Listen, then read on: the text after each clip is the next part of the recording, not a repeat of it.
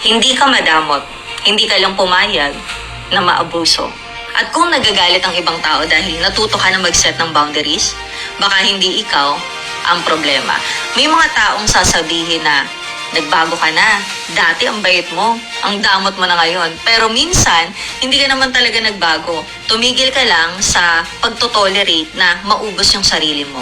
Lumaki kasi tayong tinuruan na tumulong sa kapwa. And tama yan pero walang nagturo sa atin na may pagkakaiba yung pagtulong at pagpapagamit. Kapag nagbibigay ka kahit wala nang matira sa'yo, kapag nangungutang ka para lang may mapahiram ka dun sa nangungutang sa'yo, kapag inuuna mo na yung problema ng ibang tao kaysa dun sa pangangailangan ng sarili mong pamilya, hindi na yun kabutihan. Unti-unti mo nang sinasakripisyo ang kinabukasan mo. May mga taong kapag humingi, nahihiya kang tumanggi. Hindi dahil kaya mo, kundi dahil natatakot ka na isipin nila na madamot ka. Pero tandaan mo, hindi lahat ng hindi ay kawalan ng malasakit.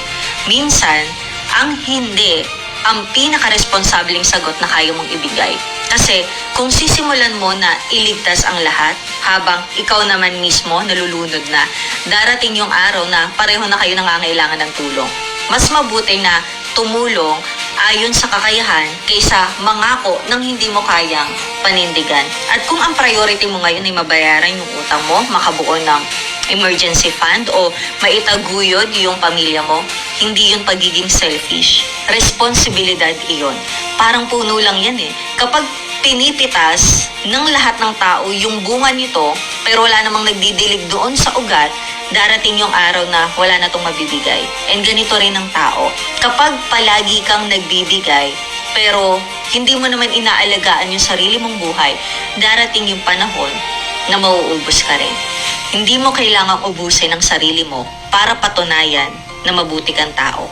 Mas marami kang matutulungan kapag matatag ka. Mas makakapagbigay ka kapag hindi ka na rin baon sa problema.